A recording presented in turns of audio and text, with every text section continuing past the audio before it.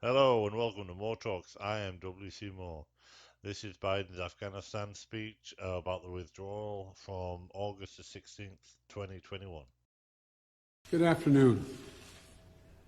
I want to speak today to the unfolding situation in Afghanistan, the developments that have taken place in the last week, and the steps we're taking to address the rapidly evolving events. My national security team and I have been closely monitoring the situation on the ground in Afghanistan and moving quickly to execute the plans we had put in place to respond to every constituency, including and contingency, including. These are plans that you put in place. Didn't you blame the Trump administration last time for the plans, saying that this deadline is because of him?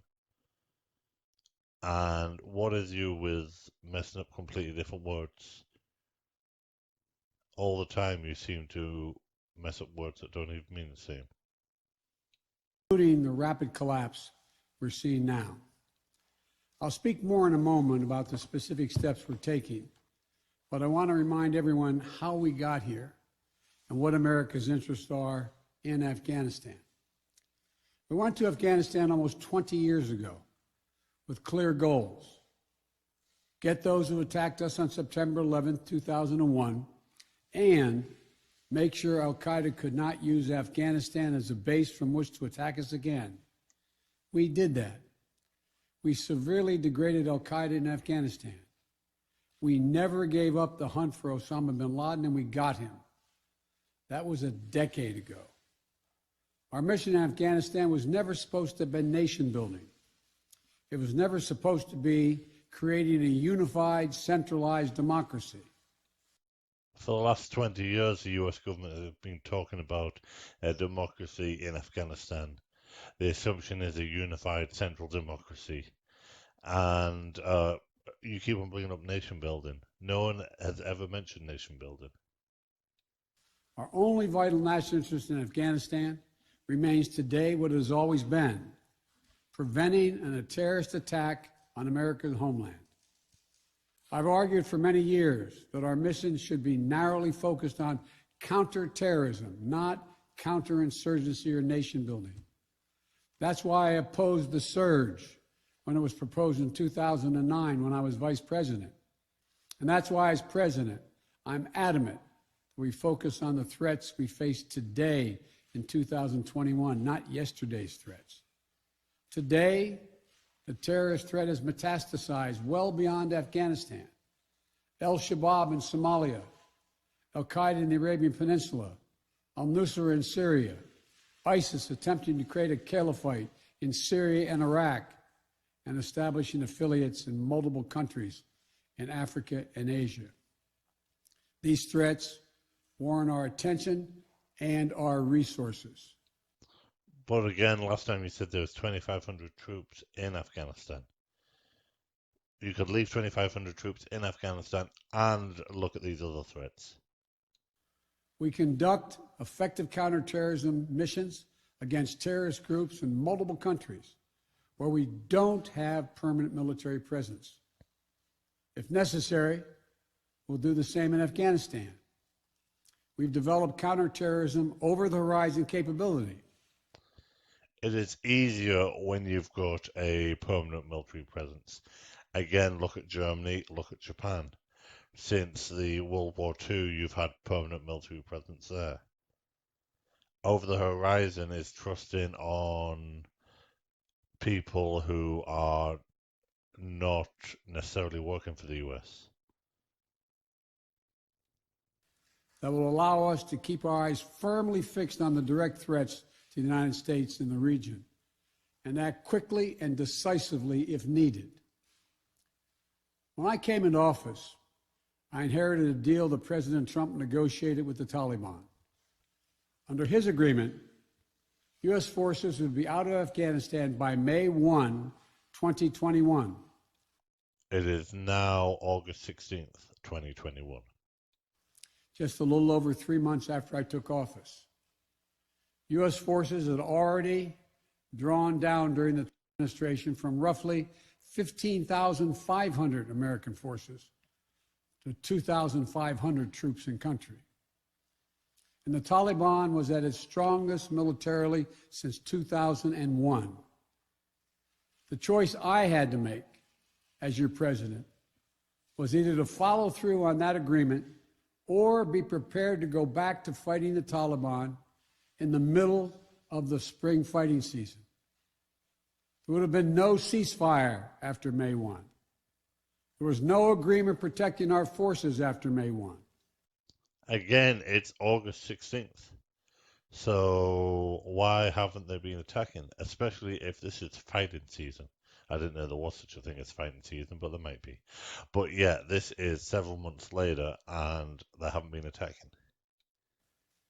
There was no status quo of stability without American casualties after May 1. There was only a cold reality of either following through on the agreement to withdraw our forces or escalating the conflict and sending thousands more American troops back into combat in Afghanistan, lurching into the third decade of conflict. I stand squarely behind my decision. After 20 years, I've learned the hard way that there was never a good time to withdraw U.S. forces. That's why we're still there. We were clear-eyed about the risks. We planned for every contingency, but I always promised the American people that I would be straight with you. The truth is, this did unfold more quickly than we had anticipated. So you anticipated this unfolding. You anticipated the Taliban taking over the country. It just happened a bit more quickly than you expected. So what's happened? Afghanistan political leaders gave up and fled the country. Of course, he fled the country. He fled the country with two trucks and a helicopter full of cash. The Afghan military collapsed, sometime without trying to fight. The Afghan military were told not to fight. They were told to let the Taliban in because that's why the president was allowed to flee the country with two trucks and a helicopter full of cash. If anything, the developments of the past week reinforced that ending U.S. military involvement in Afghanistan now was the right decision. American troops cannot and should not be fighting in a war and dying in a war that Afghan forces are not willing to fight for themselves. We spent over $1 trillion. We trained and equipped an Afghan military force with some 300,000 strong, incredibly well equipped, a force larger in size than the militaries of many of our NATO allies. We gave them every tool they could need. We paid their salaries, provided for the maintenance of their Air Force, something the Taliban doesn't have. Taliban does not have an Air Force. They do now. You left it. We provided close air support.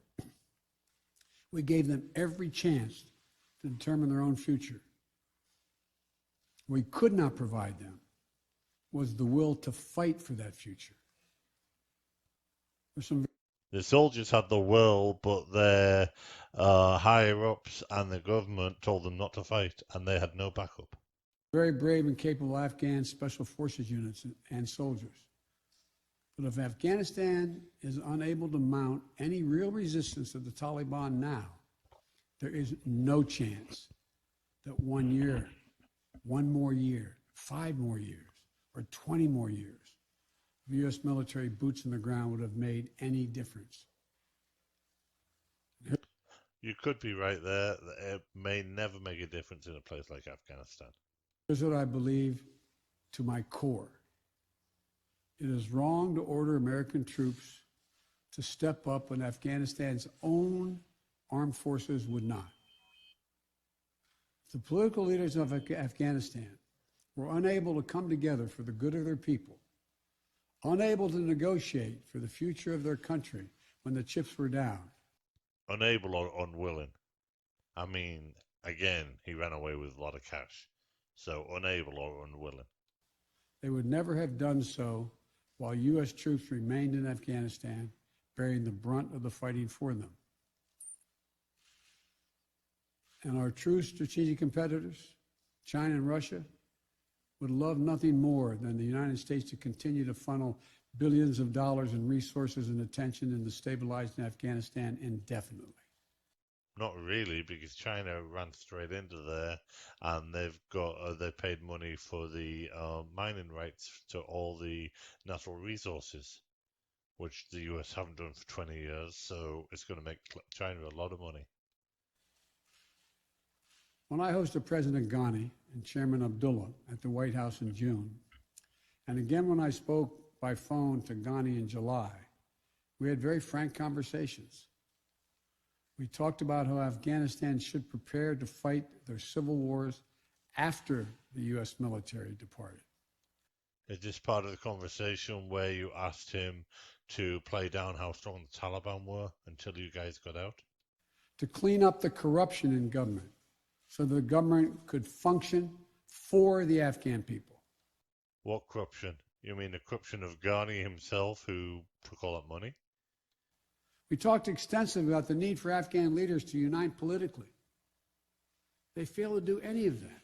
Why should they unite politically when no one in the US can unite politically? I also urge them to engage in diplomacy, to seek a political settlement with the Taliban. This advice was flatly refused. Mr. Ghani insisted the Afghan forces would fight, but obviously he was wrong. So I'm left again to ask of those who argue that we should stay, how many more generations of America's daughters and sons would you have me send to fight Afghanistan's civil war when Afghan troops will not? So it's the Afghan troops' fault and it's the political leaders' fault. I'll give you the political leaders. It looks like they took a payout, but they told the Afghan troops not to fight. So you can't blame the Afghan troops. They just went home to protect their families. How many more lives, American lives, is it worth? How many endless rows of headstones at Arlington National Cemetery?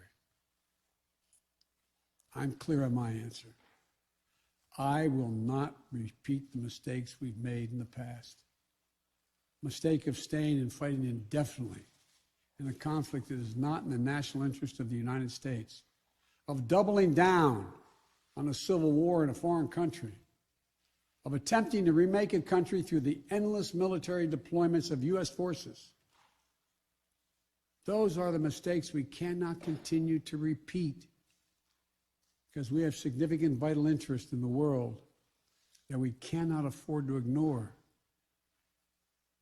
I also want to acknowledge how painful this is to so many of us. The scenes we're seeing in Afghanistan, they're gut-wrenching, particularly for our veterans, our diplomats, humanitarian workers, for anyone who has spent time on the ground working to support the Afghan people, for those who have lost loved ones in Afghanistan, and for Americans who have fought and served in the country, serve our country in Afghanistan. This is deeply, deeply personal. It is for me as well. I've worked on these issues as long as anyone. I've been throughout Afghanistan during this war, while the war was going on, from Kabul to Kandahar to the Kunar Valley. I've traveled there on 4 different occasions. I met with the people. I've spoken to the leaders. I spent time with our troops. And I came to understand firsthand what was and was not possible in Afghanistan. So now we're focused on what is possible. We will continue to support the Afghan people. We will lead with our diplomacy, our international influence, and our humanitarian aid. If the Taliban are in charge, what are you going to do to help the Afghan people? Diplomacy is not going to work with a terrorist organization. We'll continue to push for regional diplomacy and engagement to prevent violence and instability. We'll continue to speak out for the basic rights of the Afghan people, of women and girls. There again, the major religion in Afghanistan is Muslim. Muslims don't care about women and girls like Christians do. So you can argue all you want, they're going to do what the heck they want. Just as we speak out all over the world, I've been clear that human rights must be the center of our foreign policy, not the periphery. But the way to do it is not through endless military deployments. It's with our diplomacy, our economic tools, and rallying the world to join us. What economic tools? This country is close to economic collapse. You've got no tools. Well, let me lay out the current mission in Afghanistan. I was asked to authorize, and I did, 6,000 U.S. troops to deploy to Afghanistan for the purpose of assisting in the departure of U.S. and allied civilian personnel from Afghanistan and to evacuate our Afghan allies and vulnerable Afghans to safety outside of Afghanistan. Our troops are working to secure the airfield and to ensure continued operation of both the civilian and military flights. We're taking over air traffic control. We have safely shut down our embassy and transferred our diplomats.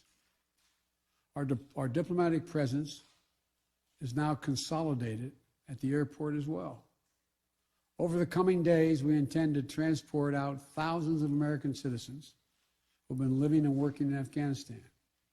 We'll also continue to support the safe departure of civilian personnel, the civilian personnel of our allies who are still serving in Afghanistan.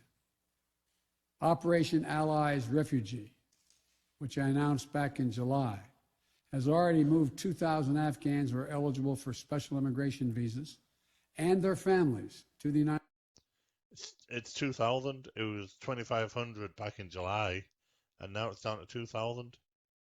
You need to get better at math here. States. In the coming days, the U.S. military will provide assistance to move more SIV-eligible Afghans and their families out of Afghanistan. We're also expanding refugee access to cover other vulnerable Afghans who work for our embassy. U.S. non-governmental agencies or U.S. non-governmental organizations and Afghans who otherwise are at great risk in U.S. news agencies. I know there are concerns about why we did not begin evacuating Afghans civilians sooner. Part of the answer is some of the Afghans did not want to leave earlier, still hopeful for their country. And part of it because the Afghan government and its supporters discouraged us from organizing a mass exodus to avoid triggering, as they said, a crisis of confidence. It didn't have to be a mass exodus. A couple of people here and a couple of people there from when you first got in. If you knew your deadline was May the 1st, then everyone could be out by now. American troops are performing this mission as professionally and as effectively as they always do, but it is not without risks. As we carry out this departure, we have made it clear to the Taliban, if they attack our personnel or disrupt our operation, the U.S. presence will be swift and the response will be swift and forceful. We will defend our people with devastating force if necessary. Our current military mission will be short in time, limited in scope, and focused in its objectives. Get our people and our allies as safely as quickly as possible. And once we have completed this mission, we will conclude our military withdrawal. We will end America's longest war. At least it sounds like the troops are staying until the end now instead of being evacuated first, which is what he kind of said he was going to do last time. So kudos to you for changing your plan a bit. After 20 long years of bloodshed,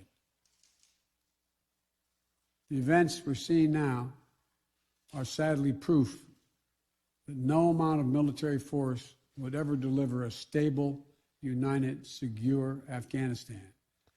Well, this is the Taliban attacking cities and towns and taking over the country. The US did not destroy the Taliban. They made peace with them and negotiated with them. Trump was wrong to do that, and Bush and Obama and everyone else who played nice with them. You should have just destroyed them. As known in history as the graveyard of empires. What's happening now could just as easily happen 5 years ago or 15 years in the future. We have to be honest. Our mission in Afghanistan is taking many missteps, made many missteps over the past 2 decades. I'm now the 4th American president to preside over war in Afghanistan. 2 Democrats and 2 Republicans. I will not pass this responsibility on to a 5th president. I will not mislead the American people by claiming that just a little more time in Afghanistan will make all the difference. Nor will I shrink from my share of responsibility for where we are today and how we must move forward from here. I am President of the United States of America, and the buck stops with me. What do you mean the buck stops with you? You spent half the speech blaming the Afghanistan government and their soldiers. The buck is not stopping with you if you're blaming other people. I'm deeply saddened by the facts we now face. But I do not regret my decision to end America's warfighting in Afghanistan and maintain a laser focus on our counterterrorism missions there and other parts of the world. Our mission to degrade the terrorist threat of al-Qaeda in Afghanistan and kill Osama bin Laden was a success. Yeah, you may have degraded al-Qaeda in Afghanistan, but you mentioned earlier that al-Qaeda is in Syria or some other place, so you haven't got rid of al-Qaeda. Our decades-long effort to overcome centuries of history and permanently change and remake Afghanistan was not, and I wrote and believed it never could be. Just going back to my own comment last time, I'm not blaming just Biden for al-Qaeda being there. It's Biden, Bush, Obama, and Trump. I cannot and will not ask our troops to fight on endlessly in another country's civil war, taking casualties, suffering life-shattering injuries, leaving families broken by grief and loss. This is not in our national security interest. It is not what the American people want. Just long as it is done for the U.S. national security and not for you to say, I said I'd leave and I left, so vote for me again. It is not what our troops, who have sacrificed so much over the past 2 decades, deserve. I made a commitment to the American people when I ran for president that I would bring America's military involvement in Afghanistan to an end. Exactly. You're doing it for a promise, and screw the costs. It's not about American interests. While it's been hard and messy, and yes, far from perfect, I've honored that commitment. More importantly, I made a commitment to the brave men and women who serve this nation that I wasn't going to ask them to continue to risk their lives in a military action that should have ended long ago. Our leaders did that in Vietnam when I got here as a young man. I will not do it in Afghanistan. That is the sad thing, is that you've been in government since Vietnam. And Vietnam was a few years ago.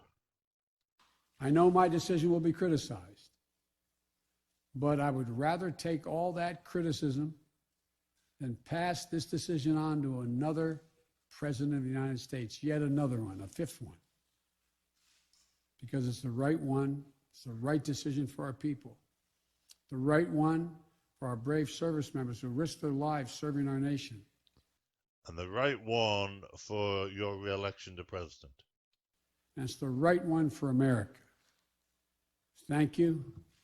May God protect our troops, our diplomats, and all brave Americans serving in harm's way. No questions today. Okay.